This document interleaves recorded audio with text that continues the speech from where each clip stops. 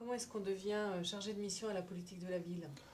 Oh ben moi, c'est un peu original, je veux dire, parce que lorsque je suis arrivé donc ici en 1993, c'est une mutation. C'est-à-dire que de 1983 à 1993, j'étais à Paris et j'étais mis à disposition d'une organisation syndicale. Voilà. Et donc quand je suis arrivé en 93, ben, j'ai senti, bon, le secrétaire général, enfin, vous savez, les responsables du corps préfectoral sont souvent embêtés lorsqu'il leur arrive un responsable syndical, surtout arrivant du niveau national. Donc bon, je ne le sentais pas très à l'aise, il ne voyait pas très bien quelle fonction il pouvait m'attribuer. Et puis bon, la chance a voulu qu'à ce moment-là, on ait un collègue qui travaillait sur la politique de la ville et qui voulait partir parce qu'il ne se sentait pas à l'aise, il était beaucoup plus à l'aise sur la réglementation. Et le secrétaire général de l'époque m'a dit, bah, écoutez, compte tenu de votre passé, je pense que la politique de la ville vous conviendra parfaitement parce que au sein du corps des attachés de préfecture, je ne sens pas beaucoup de monde qui ait de l'appétence pour ce type de dossier. Voilà. Donc il m'a nommé à ce poste-là, donc je pense que ça devait être en octobre ou novembre 93, en me disant, puisque c'était le moment où on mettait en place, on sortait des dispositifs DSQ, développement social de quartier, on rentrait dans ce qu'on appelait à l'époque les contrats de ville.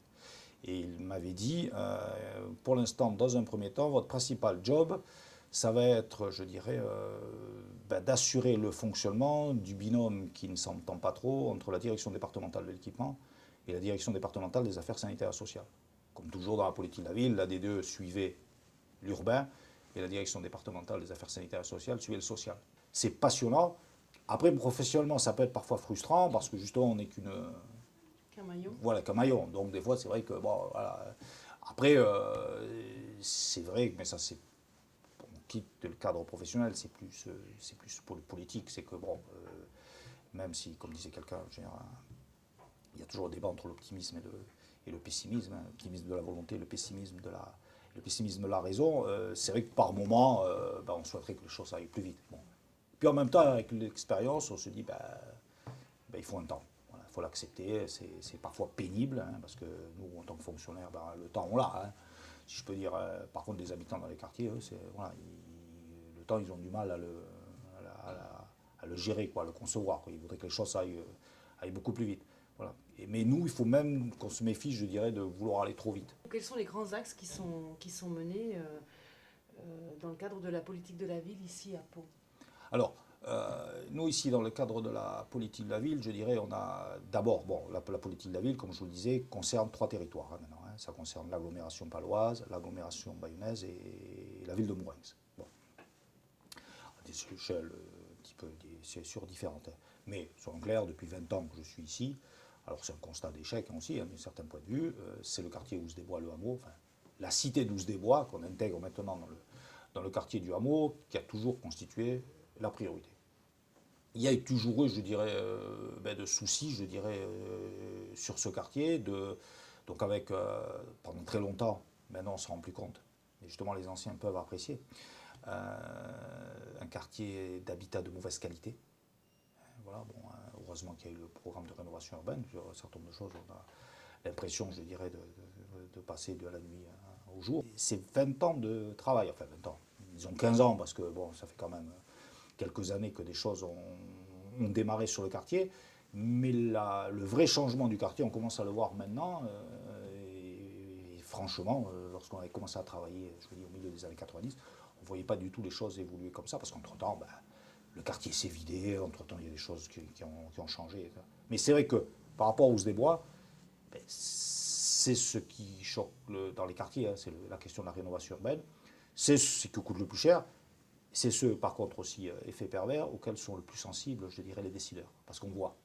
Le social, on le voit moins, donc c'est un peu plus compliqué à mettre en œuvre.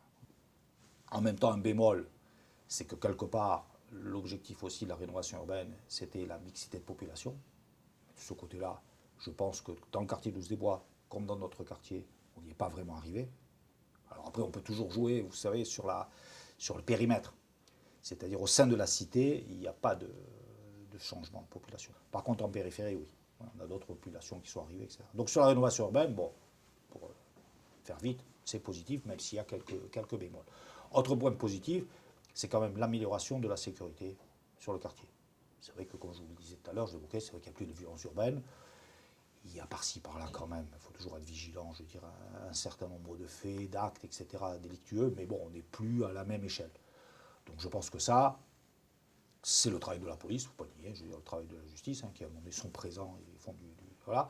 Mais c'est aussi le travail qui a été mené à travers un certain nombre d'associations, le fait qu'on ait maintenant, je dirais, un contrat local de sécurité avec des cellules de veille, qui fait qu'on est beaucoup plus dans le réactif, le fait qu'on ait sur le place des personnes qui jouent le rôle de médiateurs et qui font passer des messages, soit des messages pour anticiper la crise, soit au moment de la crise pour un peu calmer les choses. Bon, voilà, donc c'est aussi des éléments. Donc de ce côté-là, sur sécurité et prévention de la délinquance, c'est aussi positif. Dans ce quartier Ouse-des-Bois, quel était le problème majeur en dehors de l'habitat? Mais c'était l'emploi. C'était l'emploi. Ceci dit, on a toujours une très grosse difficulté à avoir des chiffres fiables sur ce quartier. Donc du coup, on est toujours un peu dans l'impression. Les dernières informations qu'on a, c'est qu'on serait sur un taux de chômage de l'ordre de 29-30%. Bon, c'est à prendre avec des pincettes, ce genre de chiffres. Mais bon, on sait qu'on est encore, par rapport à la ville de Pau et par rapport aux autres quartiers prioritaires, sur un des quartiers où il y a le taux de chômage, je dirais, le plus élevé. Donc c'est vrai que ça a été un souci constant des services de l'État et de la collectivité et de tout le monde, d'essayer, je dirais, de lutter contre ce chômage. Et une grosse difficulté, c'est assez classique sur les quartiers, c'est qu'il y a beaucoup de personnes qui ont, je dirais, un niveau de formation, un niveau de qualification extrêmement réduit, donc ça rend encore plus difficile les choses. Mais bon, je pense qu'avec un certain nombre d'initiatives qu'on a réussi à prendre dans la politique de la ville, avec l'investissement quand même aussi de Pôle emploi, je veux dire, voilà, des missions locales, je pense qu'on a quand même réussi je veux dire, comment dire, je n'arrive pas à trouver le terme, je veux dire, pas à calmer les choses, c'est pas calmer, je veux dire, mais à éviter, je veux dire, que le taux de chômage monte beaucoup trop. On a en effet créé d'ailleurs une espèce de club, qu'on appelle un club emploi développement, sur le quartier de Ouse-des-Bois, qui est une espèce de maison de l'emploi. Bon. Et c'est une initiative qui date maintenant de 7-8 ans à peu près, peut-être même une dizaine d'années, j'ai plus en mémoire. Pourtant, je faisais partie de ceux qui avaient incité à la mise en place de ce dispositif avec mes collègues, avec la chef de projet et puis avec l'équipe de la directe. Mais c'était, si vous voulez, pour je ne vais pas dire compenser, mais pour venir en complément de l'action que menait Pôle emploi et que menait la mission locale, en ayant sur place des professionnels qui peuvent suivre beaucoup plus facilement, je dirais, les populations, les jeunes notamment de ces quartiers, et surtout pouvoir y consacrer plus de temps en ayant un portefeuille beaucoup moins développé. Si vous voulez, il y avait deux choses. Il y en avait dans cette équipe, il y avait aussi des personnes qui étaient embauchées comme médiateurs, c'est-à-dire pour faire court, c'est un peu caricatural, c'est un peu plus compliqué que ça. C'est-à-dire, lorsqu'une personne ne se rend pas en rendez-vous, plutôt que de contact téléphonique ou simplement être radié, c'est de reprendre contact avec la personne, d'aller les voir, etc., de se placer en pied d'immeuble, voilà, de discuter sur le quartier pour essayer de faire revenir, je dirais, ces personnes. Et puis, autre volet qui était intéressant, je dirais, dans ce club emploi-développement, c'est que vous avez une association, qui est aussi une association qui est en quelque sorte référente par rapport aux employeurs.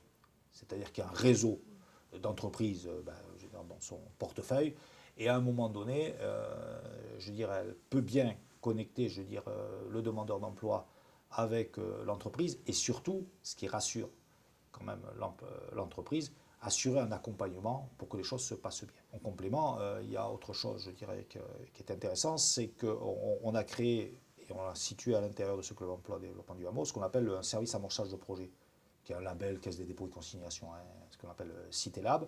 C'est-à-dire c'est une personne qui a pour mission d'aider à la création d'activités. Et c'est vrai que du coup, on a des résultats positifs, parce qu'on a eu depuis, grosso modo, chaque année, on a une quinzaine, une vingtaine de créations sur le quartier.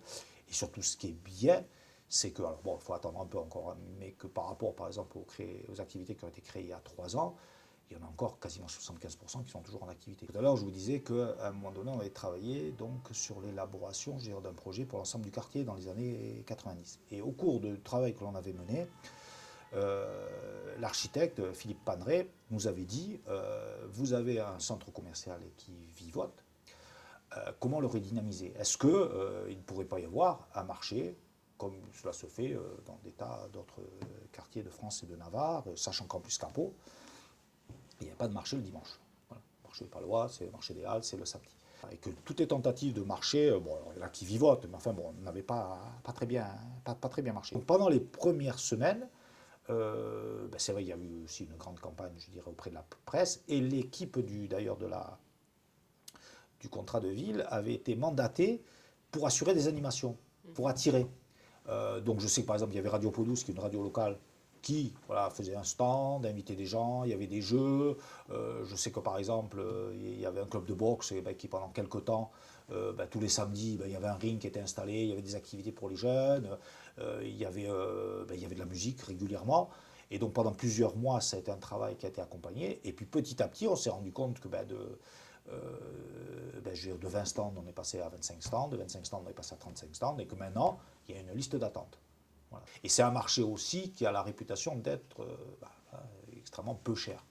Petit à petit, le bruit s'est répandu, et donc vous avez en effet une clientèle, il y a vraiment un brassage de population, quoi, ouais, avec d'ailleurs quelques-uns qui arrivent avec leur spécialité landaise, leur spécialité béarnaise, qui côtoient évidemment des spécialités, je dirais, maghrébines. Enfin bon, maintenant, ça, on le voit dans tous les marchés, hein, il n'y a rien de particulier là-dessus. Mais c'est vrai que ça, voilà, honnêtement, je l'avais dit au moment donné, je crois au premier anniversaire du marché, parce qu'on avait gentiment tendu le micro, et j'avais dit comme quoi des fois il faut croire à certaines choses, parce que honnêtement, je n'aurais pas parié un copec sur la réussite de ce marché, et que là, j'avais la preuve comme quoi, vous savez, on revient tout à l'heure, optimisme de la volonté, pessimisme de l'intelligence, à un moment donné, il faut y aller, puis on verra bien comment ça marchera. Mais enfin, ce que je veux dire, c'est que ça a quand même été encadré. Alors, autant qu'on peut le faire au niveau public, parce qu'après, c'est la loi de l'offre et de la demande. Je veux dire, aussi bien d'ici quelques temps, le marché pourra péricliter pour des raisons X ou Y. Je veux dire, voilà. Mais c'est vrai que c'est quelque chose. Alors là, visuellement, un des points positifs, je dirais, liés au programme de rénovation urbaine, parce que c'était intégré dans le volet social et économique du programme de rénovation urbaine.